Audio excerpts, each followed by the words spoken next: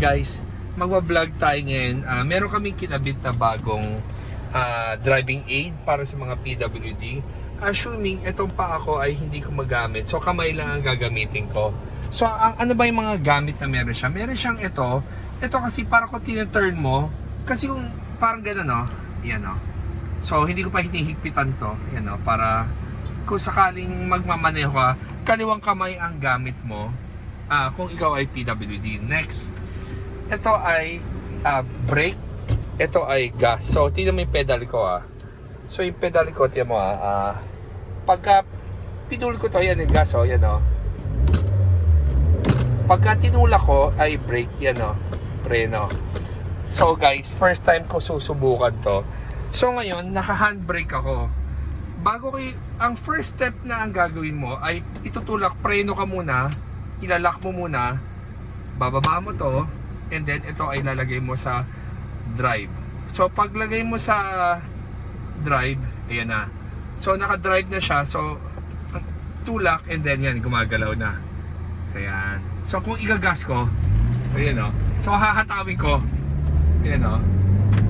Tapos kung papreno ko, ay, dapat pala dahan-dahan. Yan o. Yan. Oo nga, no. So first time ko dinrive to, ganun pala yung feeling. So kung naring nasa stoplight ka na,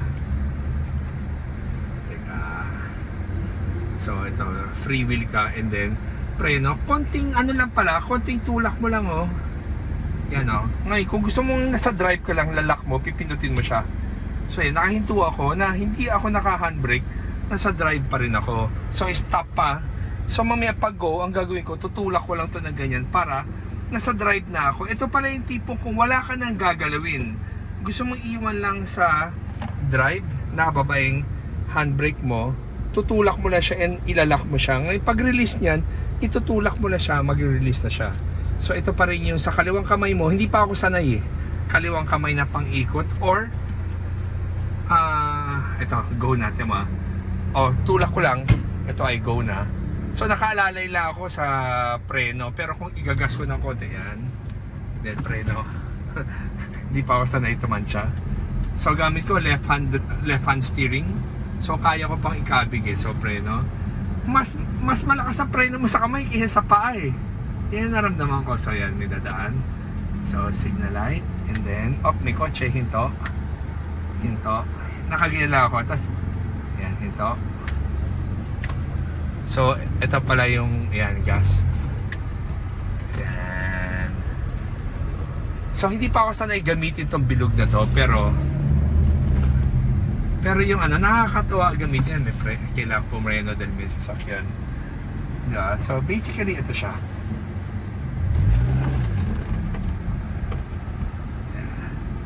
Nakakapanibago lang yung kailangan mo lang sanayin yung gas and kasi kung sakaling ako naman habang hindi pa ako sanay, kung sakaling emergency, pwede mo siyang bitawan, hilahin mo lang yung e-brake para huminto. Pero ito siya ngayon. So sa maliit na turn, I don't think na kailangan ko pa tong bilog na to. Kasi mas sanay ako, nakahawak ako na ganyan So, huwag ka lang malilito na dalawa kasi yung gas pedal. Yan, may kamay ko. Kaya ko pang ikutin using isang kamay. Yan medyo acceleration ko lang mabilis dahil hindi ko pa tansyado to. Pero guys, nakakatuwa, diba? So, sa mga PWD friends natin or sa mga viewers natin na nanonood na ikaw ay may sariling kotse at PWD ka, gusto mong makawala mag-isa, meron ng solusyon. Itong driving aid natin ay malaking tulong para sa inyo.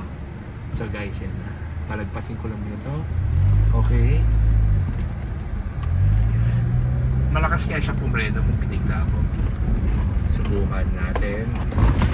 Ayun. Hinto ka agad. So ngayon, pag hinto pala ka agad, pwede mo palang i-lock muna yan bago mo siya ilagay sa neutral o i-handbrake mo. So guys, sana may natutunan kayo.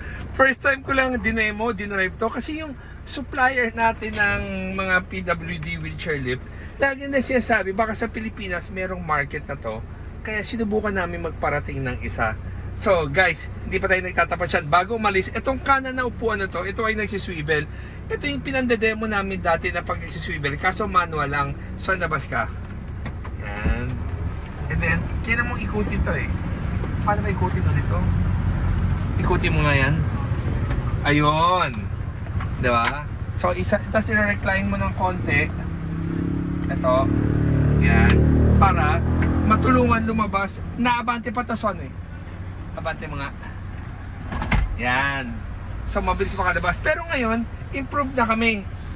Meron kami dito, all power na nagsiswing siya ng abante and swing pa kanan and then umaabante pa. So guys, I hope na gusto niyo itong vlog na to at sana i-share niyo itong video na to. Ang first time namin ginamit itong driving aid na to.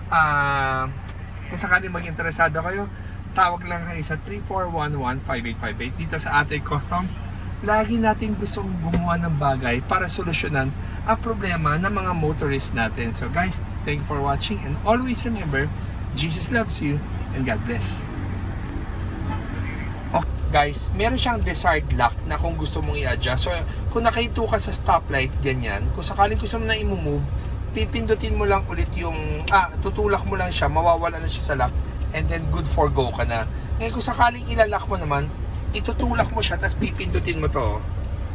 Yan, pag pindot mo yan, nakalock na siya.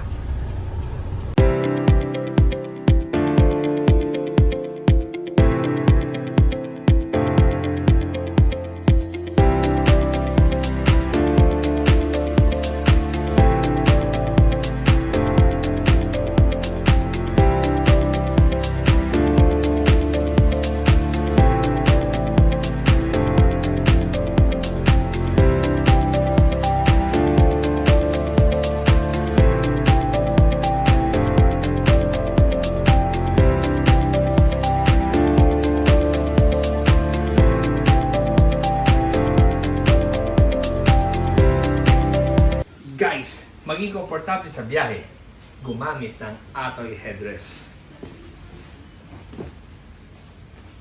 100% Filipino product.